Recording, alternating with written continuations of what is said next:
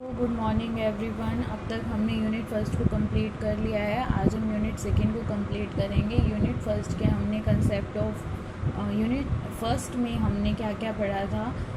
Concept of normality and abnormalities के बारे में पढ़ा। कौन कौन से मॉडल्स हैं जो साइकोपैथोलॉजी को, जो एबनॉर्मेलिटी को अलग अलग ढंग से डिस्क्राइब कर रहे हैं, कौन कौन से रीज़न्स उसके पीछे बता रहे हैं। तो आपके ये एग्ज़ाम्स में ज़रूर पूछते हैं, उसको अच्छे से रीड कर लेना।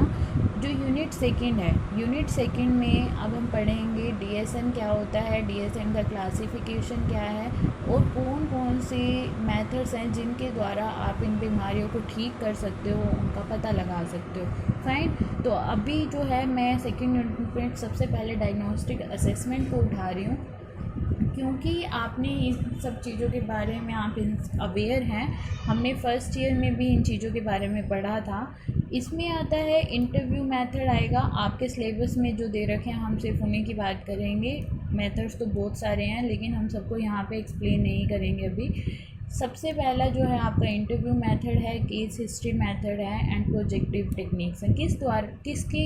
किस तरह हम इन तीनों का यूज़ करके किसी भी एबनॉर्मेलिटी को दूर कर सकते हैं, वो हम पढ़ेंगे।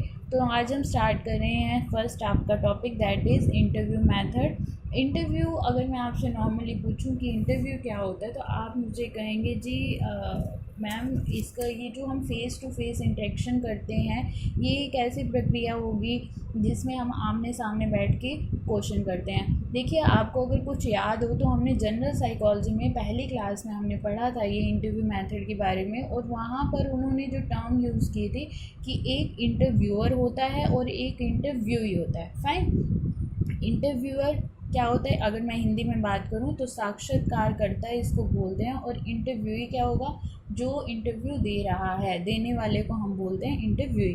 फाइन। लेकिन अब यहाँ पर देखिए आपका जो है बुक का नाम चेंज हो गया है और बेसिकली हम इसको पैथोलॉजी के अंदर पढ़ रहे हैं। तो आपको इस चीज़ का ध्यान रखना है कि हम इसके अंदर जो टर्म्स हैं वो कौन सी यूज़ कर रहे हैं। यहाँ पे जो हम टर्म यूज़ करेंगे, यहाँ पे आएगी आपका क्लाइंट। फाइन।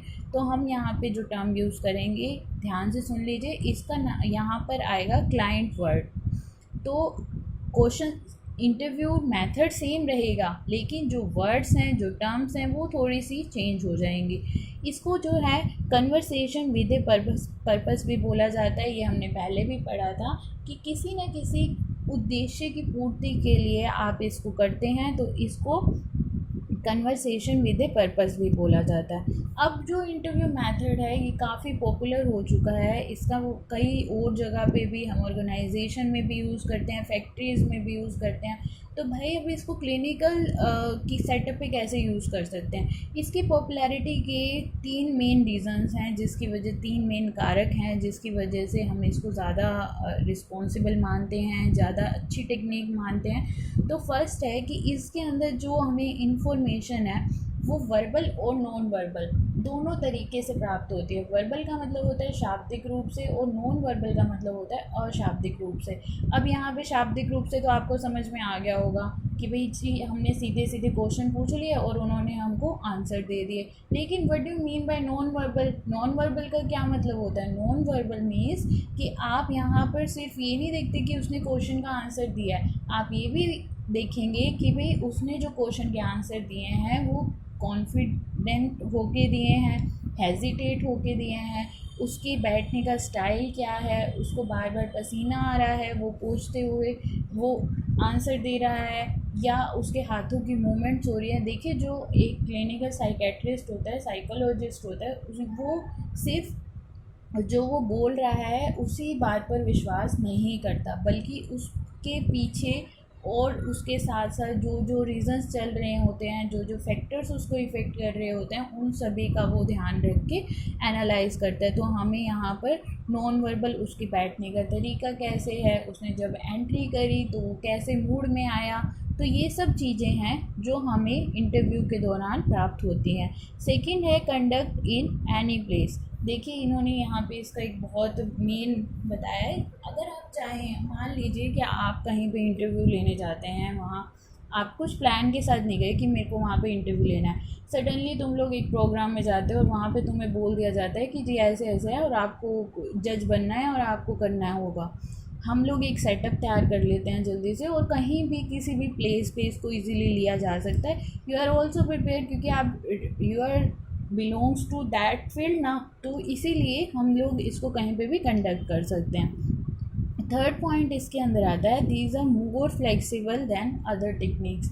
साइकोलॉजी के अंदर जितनी भी टेक्निक्स होती हैं वो थोड़ी सी कम फ्लेक्सिबिलिटी होती है, लचीलापन उनके अंदर कम होता है, लेकिन इसके अंदर ज़्यादा होता है कंपेरेटिवली दूसरों के। अब बेसिकली हम इसको 2 टाइप्स में डिफ़ाइन करते हैं। देखिए इजी है, पहले हमने पढ़ रखा है तो चीज़ें बिल्कुल सेम रहेगी, बस इंटरव्यूई की जगह पे आपने अब यहाँ पर क्लाइंट वर्ड को यूज़ करना है।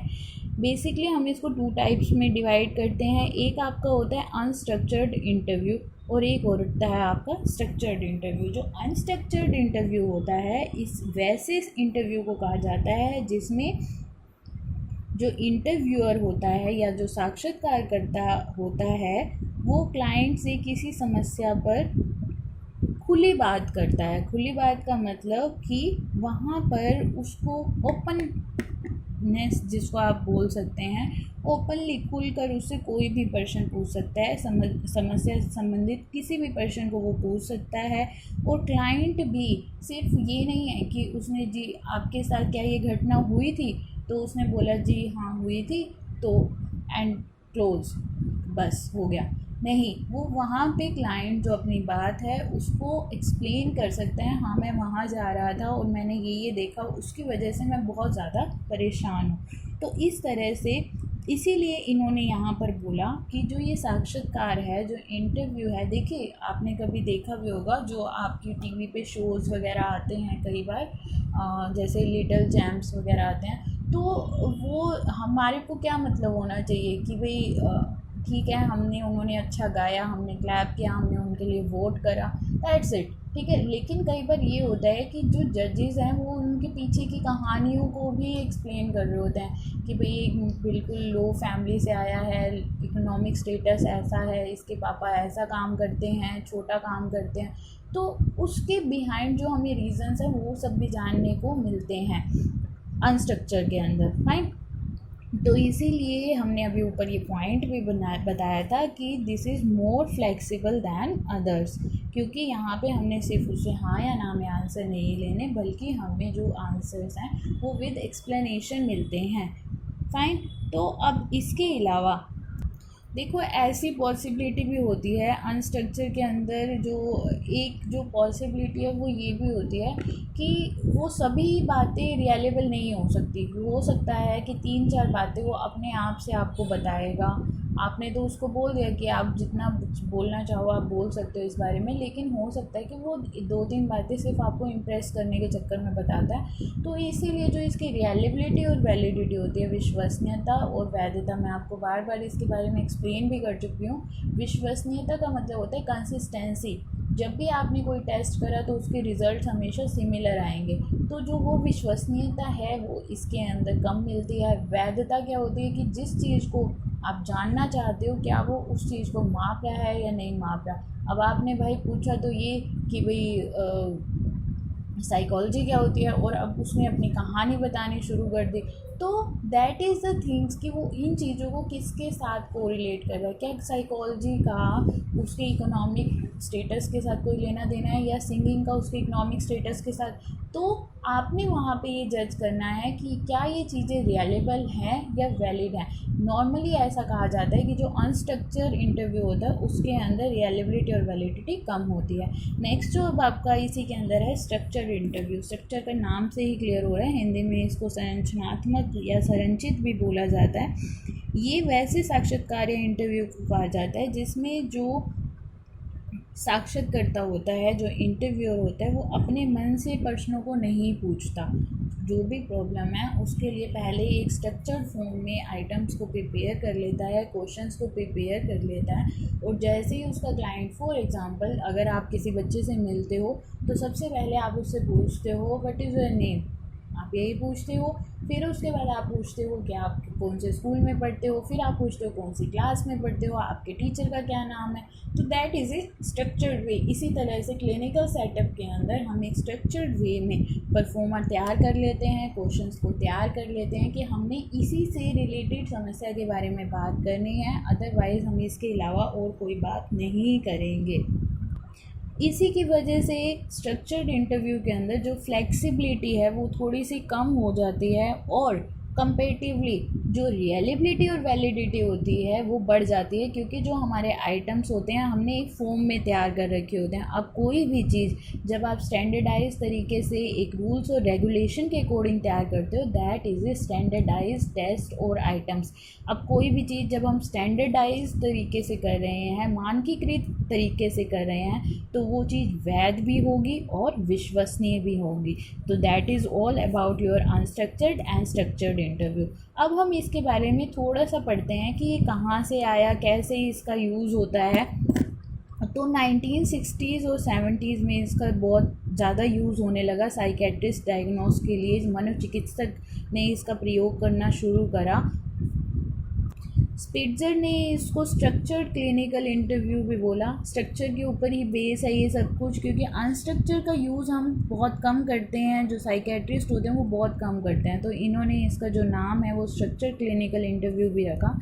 कई साइकोलॉजिस्ट और साइकेट्रिस्ट ने इस टेक्निक को यूज़ करना शुरू कर दिया, जैसे विजर और फ्रांसिस है। 1985 में इन्होंने पर्सनैलिटी डिसऑर्डर का ट्रीटमेंट करते थे वो लोग। व्यक्तित्व जो आपके हम आगे पढ़ेंगे, व्यक्तित्व विकृतियाँ होती हैं जो जैसे मल्टीपल डिसऑर्डर होता है, उसी तरह से उसका जो ट्रीटमेंट है, उसका उपचार इंटरव्यू के थ्रू शुरू कर दिया। वो लोग एक क्वेश्चन को प्रिपेयर करते थे और उसके बाद उनसे आंसरिंग करते थे, और पता चल जाता था इसे कि कौन सा वो मालएडेप्टिव बिहेवियर को उन्होंने अडॉप्ट कर रखा है, कि उनको एडजस्टमेंट करने में कहाँ पे प्रॉब्लम आ रही है।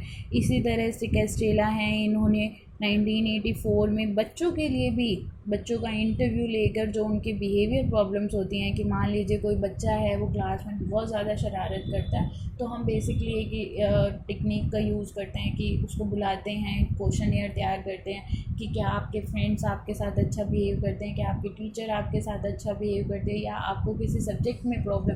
तो सीरीज़ ऑफ क्वेश्चंस जिसमें आप एक सिस्टमेटिक वे में बच्चे से पूछना शुरू कर दोगे, that is A structured form. तो इसी तरह उन्होंने बिहेवियर प्रॉब्लम्स का सोल्यूशन करने के लिए इस टेक्निक का यूज़ किया। फिर जो गुडमैन है उन्होंने इसी स्ट्रक्चर के ऊपर बेस, स्ट्रक्चर इंटरव्यू के ऊपर बेस जो एक क्वेश्चनर और स्केल को डेवलप किया, that is called Yale Brown obsessive compulsive scale. ये गुडमैन ने 1984 में इसको डेवलप करा। फाइन। तो इसी तरह से कई जगह पर इसका अच्छे से यूज़ होना स्टार्ट हो गया और कई डिसऑर्डर्स का ट्रीटमेंट किया जाने लगा। तो आज की क्लास के लिए बस इतना ही। कल हम इसके मेरिट्स और डीमेरिट्स के बारे में बात करेंगे।